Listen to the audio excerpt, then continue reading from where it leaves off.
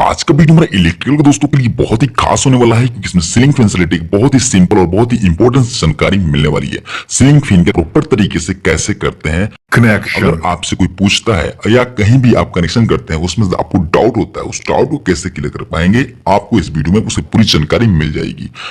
दोस्तों, जब हम चाहते हैं सीलिंग फैन का कनेक्शन करने तो वहाँ पर हमें उसके पास एक कैपेसिटर देखने को मिलता है। अब उस कैपेसिटर के साथ फैन का कनेक्शन करना होता है और फैन का कनेक्शन के लिए हमें दो तार आते हैं, फेज और एक न्यूट्रल।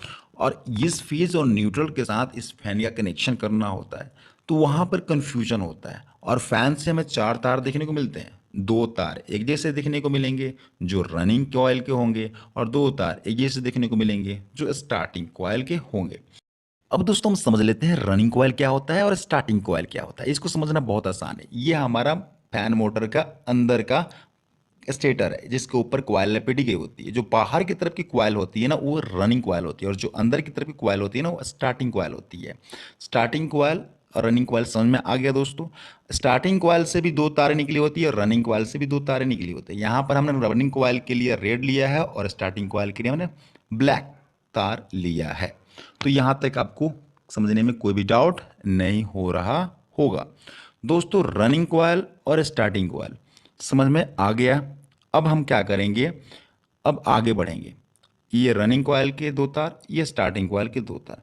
अब रनिंग कॉइल से एक तार जो है उसको, और स्टार्टिंग कॉइल से एक तार है, इन दोनों को क्या करेंगे हम दोस्तों, शॉर्ट करेंगे। मतलब इन दोनों को एक दूसरे से कनेक्ट कर देंगे, एक दूसरे में जोड़ देंगे। यहाँ पर जोड़ने से जो तो कॉइल बन रहा है वो पॉइंट हमारा कॉमन बन जाता है, और इस कॉमन को ले जाकर हम जाते हैं न्यूट्रल से सप्लाई से जोड़ देते हैं।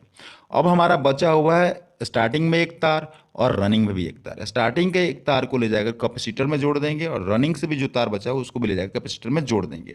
यहाँ तक समझने में कोई डाउट नहीं हुआ हो दोस्तों, बहुत आसान है। आप यहाँ तक समझ गए होंगे। बहुत सारे दोस्तों के मन में डाउट होता है दोस्तों कि स्टार्टिंग के दो तार कौन से हैं और रनिंग के दो तार कौन से हैं। इसको समझने के लिए हम क्या करते हैं, सेम कलर के दो तार होंगे, उनका रेजिस्टेंस चेक कर लेंगे। उसमें अगर जिन दो सेम कलर के तारों में रेजिस्टेंस कम आएगा वो हो जाते हैं हमारे रनिंग के, और जिनका ज़्यादा आता है वो हो जाते हैं स्टार्टिंग के। अब यहाँ तक समझ में आ गया होगा दोस्तों। अब हम क्या करते हैं, जो हमारा रनिंग से जो कैपेसिटर में जाकर जुटा हुआ तार है उस तार को ले आकर के हम डायरेक्ट फेस में जोड़ देते हैं, और हमारा कंप्लीट हो जाता है वायरिंग। हम रनिंग से निकला हुआ जो तार हो, जो कैपेसिटर जुड़ा होता है, उसी पॉइंट पे हम फेज तार जोड़ते हैं या फेज तार जोड़ देते हैं। अगर हम इस तार को यहाँ ना जोड़कर स्टार्टिंग से जोड़ा हुआ कैपेसिटर वाले पॉइंट पे अगर जोड़ देते हैं तो हमारा फैन उल्टा घूमने लगेगा। तो उल्टा ना घूमे इसलिए हम रनिंग वाले पॉइंट से जो तार निकल के कैपेसिटर जुड़ता है उसी पॉइंट से हम तार को ला करके फेज में जोड़ लेते हैं। तो इस तरह से हमारा कंप्लीट हो जाता है फैन का कनेक्शन। तो उम्मीद करता हूं दोस्तों यहां तक आपको समझने में कोई भी डाउट नहीं होगा। अगर इस तरह से कनेक्शन करते हैं तो आपका प्रॉपर तरीके से